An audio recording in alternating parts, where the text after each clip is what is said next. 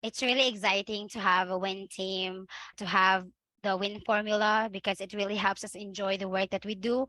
Because I now say, because of the systems and processes in place that we have with the win teams, with the collaborations that we have, I could say that I didn't just have the job that I need, but finally I can say that I have the job that I love. Hey everyone, welcome to another episode of Win the Hour, Win the Day. And I am your host, Chris Ward, and I am so excited. We have a very special guest. It took a long time to get her here. And boy, is she going to enlighten you and give you the behind the scenes, behind the curtain, the full access pass to outsourcing and the pros and cons. Welcome to the show, Criz Tumapon. Hello, everyone. I'm pumped to be here. But let me tell you, Chris, as your podcast manager, it didn't come to mind that one day I'll be a guest on your show. I get used to just listen to your show, so it's really a privilege. So I'm really excited. So thanks for having me here. Okay, so yeah, Criz, among other things, is my podcast manager, but she is so much more than that. She is a powerhouse. She is a force to be reckoned with. And she's a very interesting and dynamic human being because like I train all my clients, what you do when you have an amazing outsourcer is you really pull out their personality and give them leadership skills. And so that they're not just really efficient task mindful people running around doing a to-do list. That's not what you want. You want people that can make decisions and have ownership and do all this stuff. So Criz and I were talking, and because you tend to lean a little bit, Criz, towards being quiet when you started working with us. You were a little bit more quiet, and I kept pulling that out of you. Is that correct? Exactly. Yes, Chris. Okay. So let me jump in here because then I asked you, I said, let's get you on the show. And the big passion I have when I'm working with myself and outsourcers is that they can be, now you guys know I never call you outsourcers. You are my team. And when I talk about my clients, I talk about their team. But for you listeners, what you're understanding is, okay, you can have an incredibly affordable team that you can afford. It's good for you. It's good for them. And there's so much to dive into. So please, this is a show worth listening. So we talk a lot about in the Winner Circle how the rest of the options are there for outsourcers and what that looks like, right? So there's a lot of outsourcing agencies that pop up. That's the new thing right now. And they'll bill you, the entrepreneur, like $8 an hour, but they only pay the outsourcer $4 an hour. And then if the contract ends, the outsourcer loses a job and you lose an outsourcer, and there's all that stuff.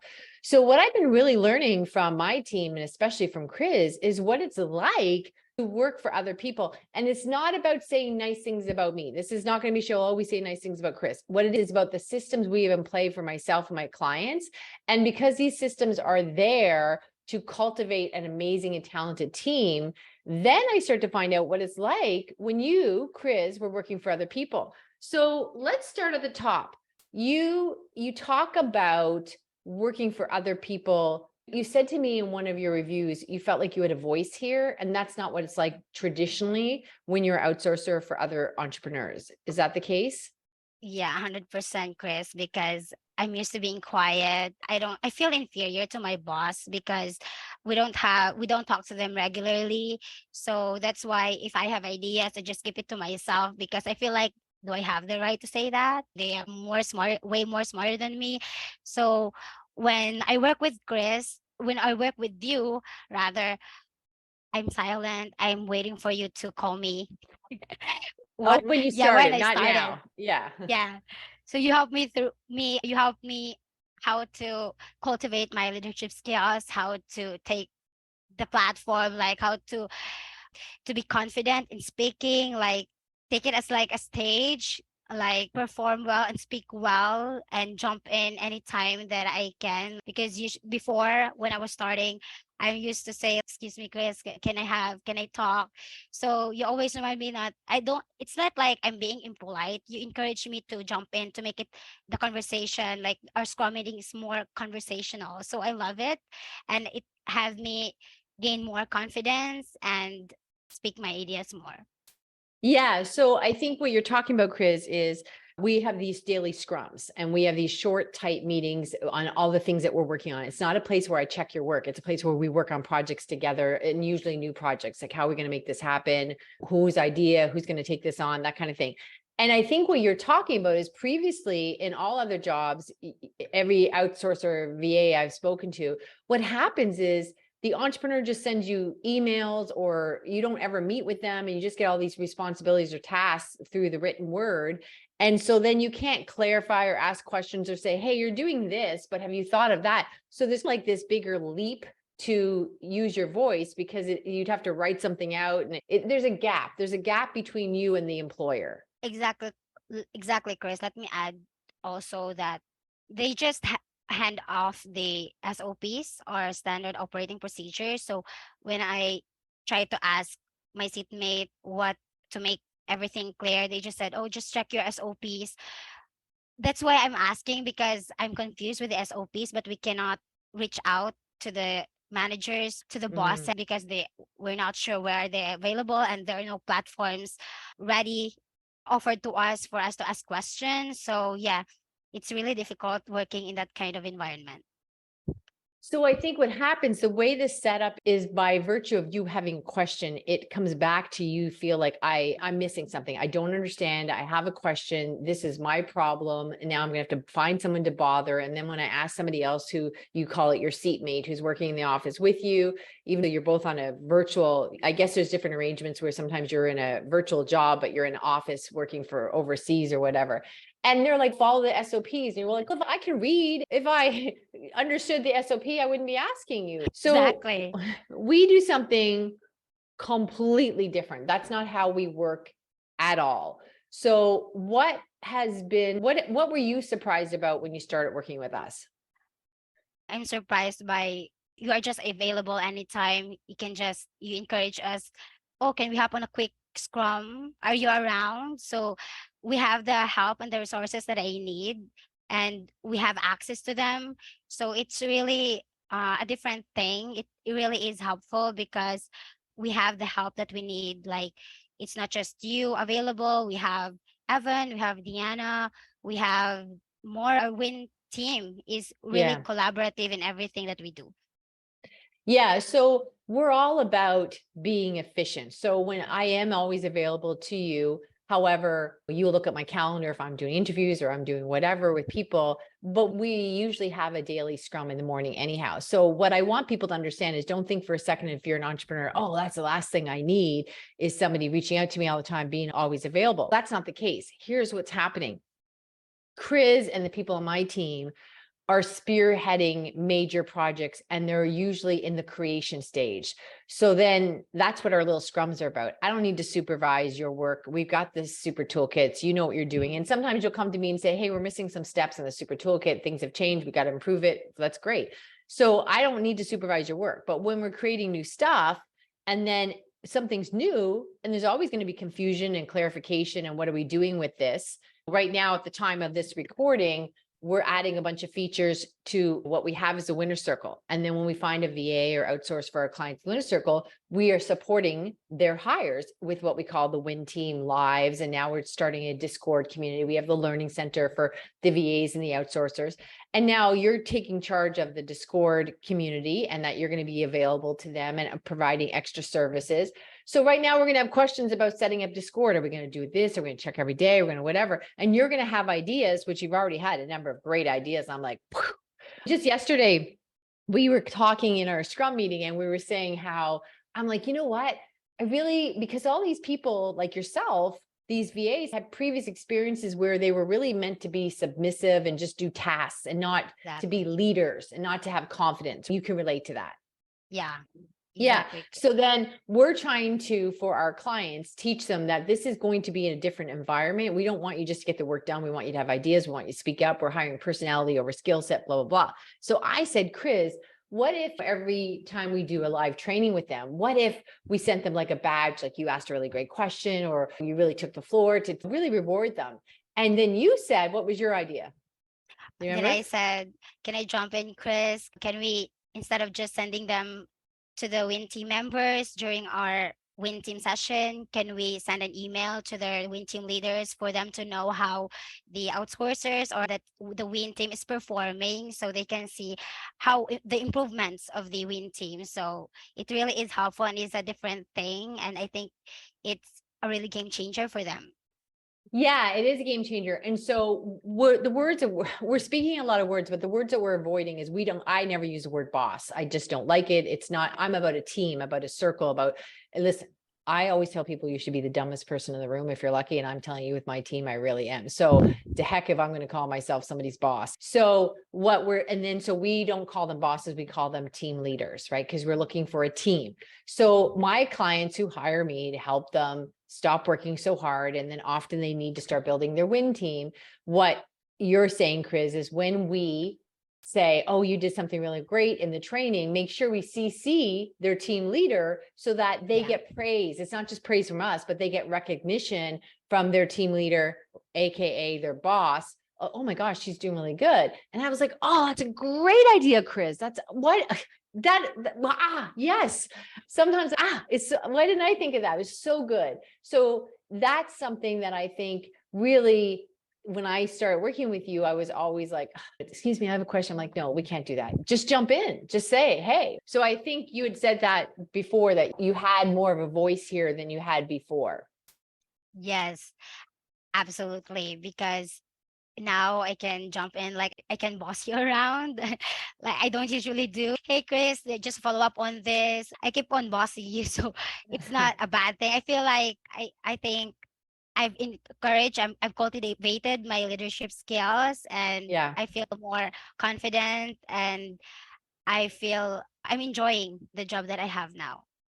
Yeah. And you talked about, in previous jobs, you were always fearful of being scolded. And also, if you made a mistake, you could lose your job. Yes, absolutely. Because previously, just like I said before a while ago, that we're just handed by the SOPs. So there are a lot of confusions there. So I make mistakes. So we have this performance score at work, like for example, 100%. So if we make a mistake, that equivalents to 5%. So if I make three mistakes, that would make it 15 points, and 100 minus 15, that makes my performance score equivalent to 85. So that affects my incentives and my performance. So imagine three mistakes validates my performance. How do I perform at work? So unlike compared to our win team here at Win the Hour, Win the Day, when we make mistakes, you don't devalue me or you don't scold me. You just say, oh, let's fix that super toolkit where we left off, where we dropped the ball. Didn't lost the ball, we dropped the What? ball. Why she's laughing is, one time she said in a meeting, Chris, I said, what happened here? Because we use the super toolkits. Okay. So the super toolkits, let me back up for a second. Super toolkits are dynamic in nature. We always cue them, create, use, and edit them. So they're always evolving. So if we miss something, we look at the super toolkit, we say, oh, clearly that step wasn't clear because we missed that. So we turn to the super toolkit. We don't blame each other because the instructions are clear. And if something gets missed, it's because the instructions missed a step. And I said, hey, what happened here? And you said, we lost the ball, Chris. So now every time she says she dropped the ball, it's hilarious to us because we're like, no, Chris, we dropped it. We did not lose the ball. Losing the ball is a bigger problem, right? So yes, there's a difference between losing the ball and dropping it. Okay.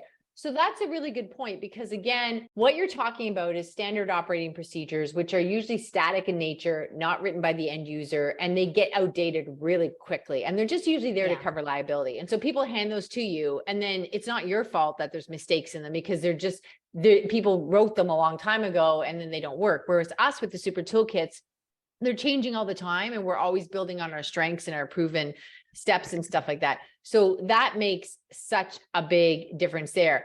And I think all these things that you're talking about, which I'm hearing more and more from the other team members, anyone has been a VA or outsourcer for other organizations, this is becoming the trend with these outsourcing agencies. So they're hiring you, then you get code evaluated and assessed, and you get all these numbers, which would make me crazy. Like, I think the fear of losing 5 points, you'd make mistakes just by being nervous, right? Yeah, Yeah. totally. So then So that's what's happening more and more with these agencies. And what I would argue too is, even if you are fantastic and smart, which clearly you are, then if they give you to somebody who has incomplete standard operating procedures, who's stressed out, entrepreneur running around in a chaotic state, adding people to chaos does not calm anything down. Adding more people to chaos is just chaos. So then you're dealing with these people who you can't parent them and say, listen, you're all over the place and you're not giving me the proper passwords. So that's the other thing, is you're set up to fail, because it's almost like, I always say, it's if you were a really good chef and you came to my house and you say, oh, I'm a really good French chef. And I'm like, my family just likes barbecue. It doesn't matter how good you are. It's not a good fit. So you're great at what you do. You're incredibly smart. You're bright. You have ideas. You have a lot of initiative. But if you're sent to somebody who's running around in chaos all the time, we're grinding it out and just jumping all over the place, that's going to reflect negatively on you, because you're not jumping all over the place with them and you're not even communicating with them. Yeah, exactly. Yeah. Oh 100%. my gosh. Tell me a little bit too. I found this shocking about if you're traditionally as an outsourcer, if you're sick. Yeah, but with my previous work, Chris, like one time I had this headache and dysmenorrhea at the same time. So when I need to take a time off, for them to validate my absence, I need to present a medical certificate. So I think that's costly because I need to travel to the doctor's clinic. So that costs me. And then I need to pay for And the you're not doctor's feeling well fee. enough. Let me Yeah, jump in still here. not Like, feeling well. yeah. Yeah, because I'm not yet, I don't feel well yet. So I need to go there to present that, to prove that I'm sick. So I need to pay for the doctor's fee, that separate from the medical certificate. So that's when I need to present to them for them to accept my absence, for them not to terminate me. So I think Oh. it's awful. And I feel bad about that because I feel like I need, then the next time that I'm sick, that I get sick, I just force myself to go to work. I just force myself to work just to save money. Yeah, because it's easier. I would assume it's easier to go to work and just get your butt in the chair than it is to be going all over town waiting to see a doctor. So you're like, I'm not feeling well. So guess what? Work is easier. And we don't operate that way, and nor do my clients. So if you weren't feeling well, what happens here? Yeah, let me tell our listeners that is really a different environment here, because there's one time like I don't feel well. You always remind me to take a rest, go to bed, especially when I work late. You always remind me, Mm. oh, you're working late. Oh, Chris, I feel like you're concerned of me, you're caring, and I. I mean, it's unusual because I haven't felt that or experienced that before with my bosses. So it really is different, and I feel loved here in working with you, working with the Win team. Here's the thing. Let me break this down. So first of all, what I want you to all understand is this isn't about how great we are. This is about how flawed other practices are out there, and they're just doing this on volume. And this is what gives outsourcing a bad name, because sometimes people will say to me like, "Oh, are you taking advantage of these people?" And I'm like, I don't think so. Like, because if you're paying an outsourcer $5-6 an hour, that means I can afford to have a team, where a lot of entrepreneurs couldn't if they had to pay their local fees and then bring them in house and overhead and desks and stuff. But in the Philippines, what's the minimum wage per day? It's like $10 an hour, $10 a day or something.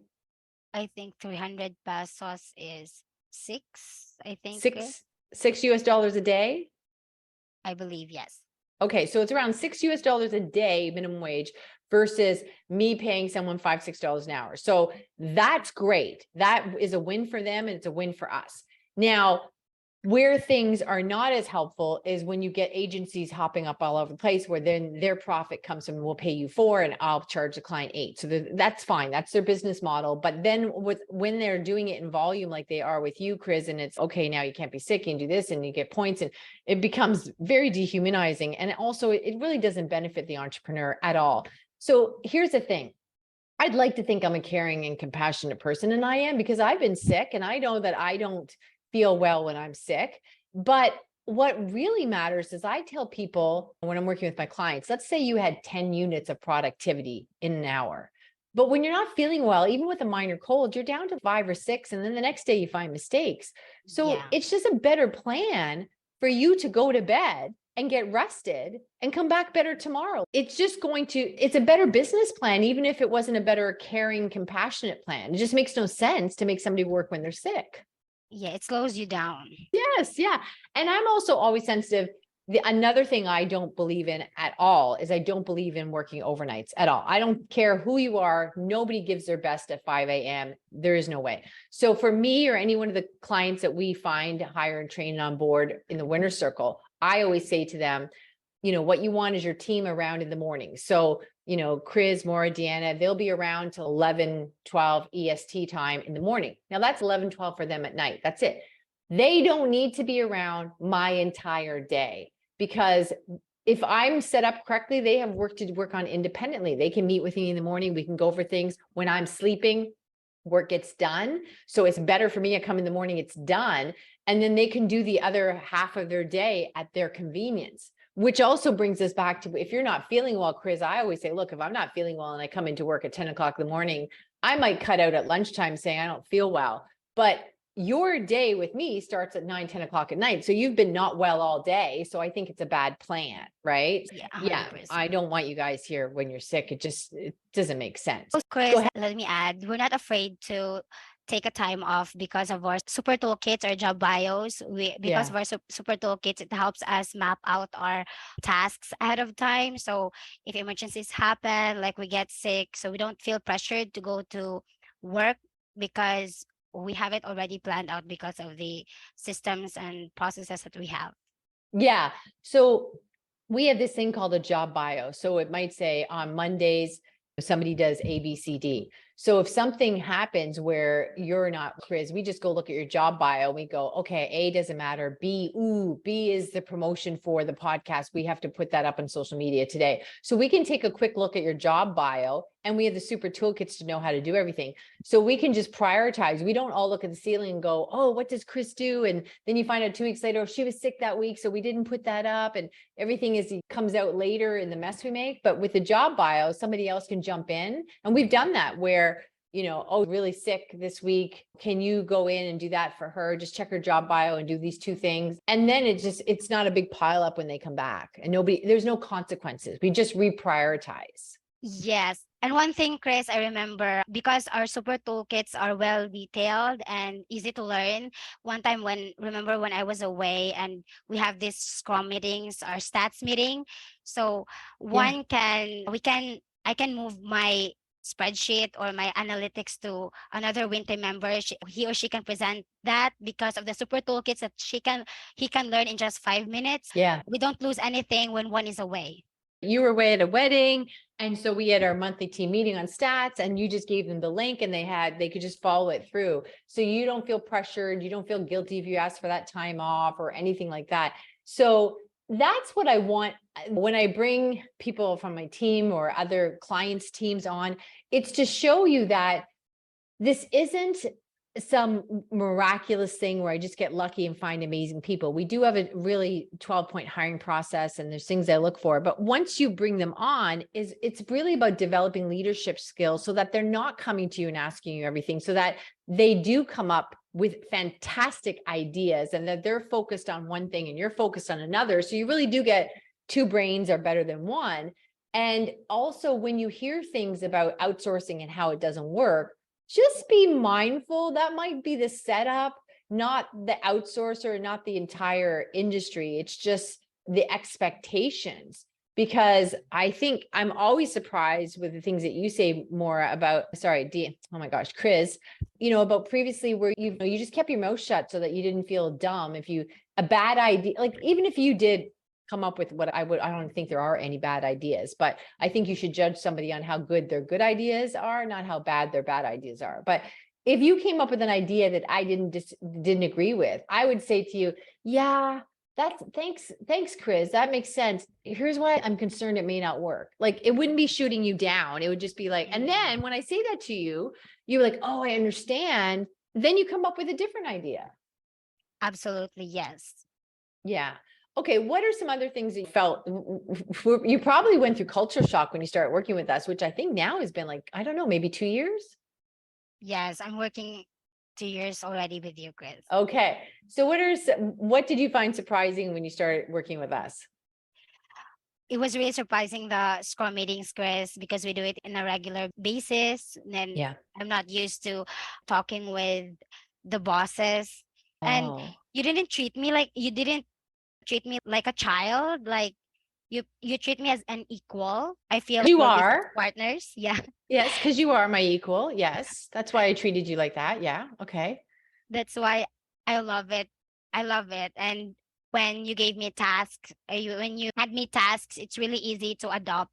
Remember one time we need to let go of this specific like win team member, Right. and she was our podcast manager, and I was working like 5 months old with you. I was the admin manager, so I need to take over the position. So I didn't have an experience with podcast management, but because of the support toolkits, you helped me. You walked me through it once, how to do it. And then I feel like I'm doing the job just like a pro in just 1 week because of our Scrum meetings. So it really is helpful, and it really is different from because of our win formula and how we set up things. So it really is a game changer for me and a different environment that I enjoy. Yeah, so you came on as a general VA, and then a long story short, we had to change and somebody was leaving for a different reason and she was leaving, and then you got all her responsibilities, and managing the podcast is a bit of an undertaking. So what you're saying is I gave you all the super toolkits, we went through it once and you're like, oh, I got this because it's all clear, and we went through it in Scrum. Isn't that funny? I still have my hard time wrapping my head around this. So I guess when you said it this last time, you said it in a different way. You said, I wasn't used to having contact with the bosses. So I guess it's to me like a Disney movie or something. The bosses are like this big person up on the fourth floor that's really important. And then you're Yeah. down in the factory basement working. And so then, oh, you would never get to speak to the boss because there's this big gap between you. But that's just not, it's not an effective plan. It doesn't get stuff done. And one thing, Chris, also, I feel like we have a close relationship, like me as a Win team member and a close relationship with my team leaders. Because remember when every time before we close the meeting, you ask Evan the baby pictures, something like that, because it's a win. It's a win for Evan because it's been a long time since they're planning to have a baby, and finally after many years they're now having a baby. So it's like a win for him, and all of the team is celebrating to that win because before we end the meeting, oh, remind me to take baby pictures, like we share Fox pictures. So it's really personal, unlike my experience before that too formal. We don't know what the other person is going through. Yeah, it's a Oh, I really see. different culture. I see. Yeah. I think business should be fun. So Evan, who's been working for me for a very long time now, oh my gosh, over 10 years. And they didn't think they could have children, I guess. He never shared that with us, but it came as quite a surprise when she got pregnant last year. They thought she had a flu or something. So he's just beside himself, over the moon with having a baby. So yes, when we have our group team meeting, we always say, let's see a baby picture at the end of the meeting. And it's so funny that you noticed that, because to me, it's like, listen, if you, Fox sounds confusing, but yes, that's what they named the child. They named him Fox. And so I'm doing that because Evan's over the moon excited. But to me, it's amazing that you notice that, you think, oh, that's our culture. We're appreciating Evan and the win for Evan. That's a really good, I wouldn't have thought of that. I thought of, okay, we're being nice to Evan, but I like how you're saying the whole team is celebrating his win. I wouldn't have looked at it that way. That's interesting to me. Yeah. Yeah. See, I learn things from you every hour of every day. It's so amazing. So, yeah, I wanted people to understand it's not about me being nice or anything, is that there are some basic things put in play that can really create a culture where people feel safe and confident and get stuff done. And I always tell my clients, Criz, I'll give them this example. I'll say, listen, if you are in an ocean liner on a cruise and there's 500 people and something happens to that ship, you might find 100 people that are like, okay, this is how we're going to solve the problem. And you're like, okay, this is great. I'll find the smart people and we'll survive. No problem. excuse me, but if you're in a rowboat and you're in there with one or two other people and there's a hole in the boat, you better have a good team. And so sometimes people think a culture of a team, because you keep speaking about culture a lot. Sometimes people think a culture of a team is often when you have 50, 100, 500 people. But I think the culture matters way more when you have a few people. And I also think that's why when things get tough in a business, they can cut back and fire a bunch of people, is because they don't have a solid culture. They do have wastage. They may only have 25% of the people that are working really hard. Whereas when we're working together as a win team, man, we're all on it. We're really together and there's no wastage and it's just tighter. And we want to make sure if in that rowboat, anything happens, we're all on the same page.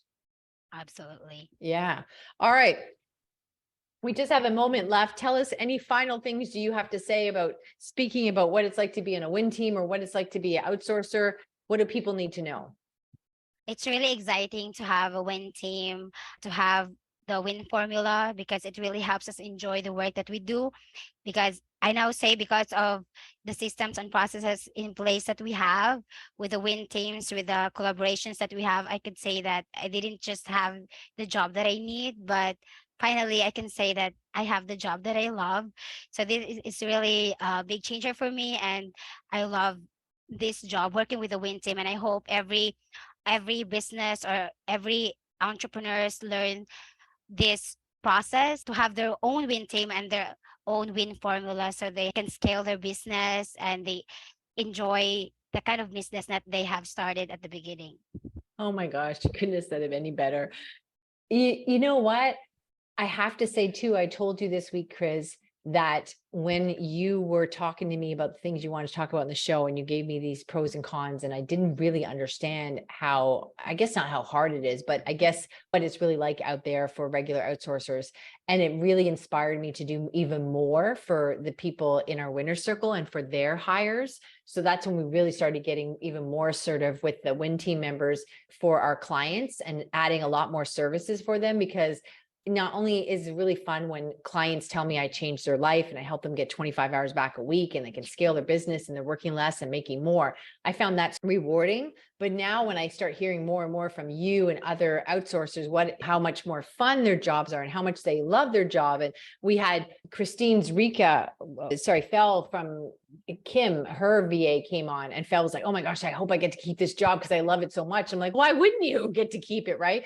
So I didn't understand how much I was changing lives of the VAs and the outsourcers. And that's just made me hungry to do more. So I can't thank you enough for your honesty, how refreshing you are. I can't thank you enough for trusting us as we pushed you when you first started working with us, saying, no, you can't raise your hand every time and say I have a question. I'm like, no, we don't have time for that. Just jump in. You're here because you're smart and contribute. Thank you for trusting us, and everyone else. Share this with one other entrepreneur. Do them a favor. Your business should be fun and it should support your life instead of consuming it. So let them know there is an easier way, and you get amazing dynamic people like Criz and everyone else. And we will see you in the next episode. And thank you again, Criz. Thanks.